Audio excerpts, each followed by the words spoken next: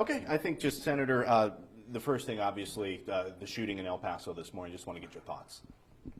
You know, one of these things that is absolutely unspeakable.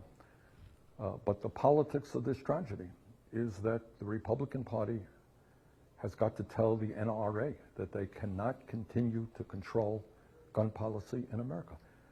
The truth is there is overwhelming support in this country from gun owners and non-gun owners alike for common sense gun safety legislation, and that means strengthen and expand the background check process, do away with the gun show loopholes, do away with the so-called straw man provision, ban assault weapons, something that I've supported for 30 years, and move in other directions. But we cannot allow, when so many, I mean, it is unspeakable, and it's hard to even talk about it, to think that people are walking into malls or walking into schools and shooting down innocent people.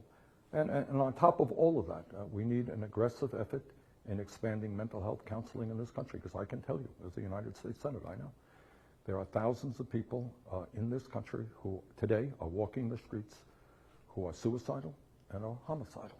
And we have got to do the best that we can to make sure that they get the help they need when they need it, not 3 months from now. Tough to transition out of that topic, of course. But I just want to talk a little bit about health care. Interesting point I heard this morning Seth Moulton brought up. He said, okay, he has VA health care. He says he's the only person who is who subscribes to single-payer health care out of the entire field.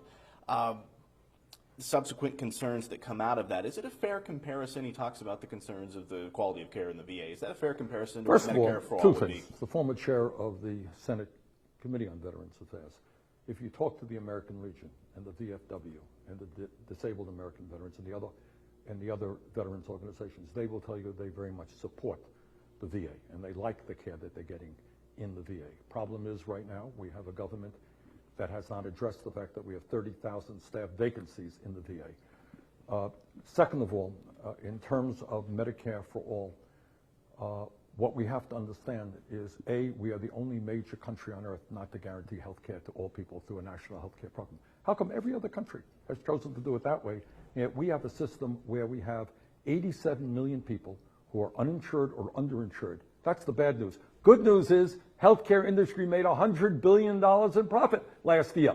And that is the function of the current healthcare system. So I have the radical idea that maybe we should have a healthcare system designed to provide quality care to all and not just huge profits for the drug companies and the insurance companies.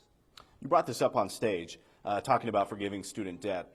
You say that it would essentially spur some entrepreneurship, some growth. Just a thought that came to mind, doesn't that sound a little bit like trickle-down economics that Democrats have hated for so long? It's quite the contrary. It's not trickle-down economics is giving tax breaks to the rich. What this is doing is putting more money into the hands of working families. And I'll tell you, it's not just entrepreneurship that I think you will see expand. Right now, and here's the truth, you got a whole lot of folks who can't afford to get married and have kids. That's true. They have huge student debt. They can't have kids. How crazy is that? They can't buy their own first house. They can't go out and get a car. They are just crushed by this level of student debt.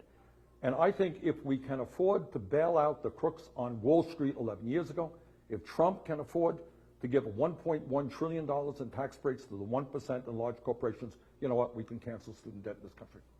Talk to me a little bit about national popular vote. So that is something you favor, trying to find a way to get rid of the Electoral College. Yes. We know that there are a few ways to do that. Nevada tried to go the route of at least trying to circumvent with some legislation passed, but the governor vetoed that, a Democratic governor. Is this a state-by-state issue, or is this something that needs to be tackled at the federal level? Well, I think we're going to have to do it at both levels. But here is the bottom line on this issue, which I think is not complicated. I grew up, and you grew up, believing in democracy. And essentially what democracy means, majority rules, right?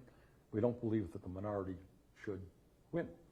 And yet we had a situation, not only in 2016, but in previous campaigns, where the candidate who became president, in the case of Trump, lost the popular vote by over 3 million votes. Does that make sense to anybody? It doesn't. So we've got a lot of work to figure out the best way forward. But I do believe that that is an unsustainable situation. Majority rules, if you win the most votes in an election for the presidency of the United States, you should be president. And the other thing that I would say is that we have weird presidential campaigns now. and that is that there are maybe 16 states that are in focus, including Nevada, by the way, so-called battleground states. No one's going to worry about California. California's going to vote Democratic. Wyoming, in all likelihood, will vote Republican. Those guys are excluded, in a sense, from the political debate and the needs of those communities. So I think we got to rethink the Electoral College in that sense. Well, Senator, I know a very busy day here in Las is. Vegas. I appreciate you taking a couple of minutes. Thank you very much for the opportunity. Nice to see you again, sir. Okay. You probably want your mic back, right? We can take it. All right. Thanks again. Look forward to seeing you. Yeah. Take care. My pleasure.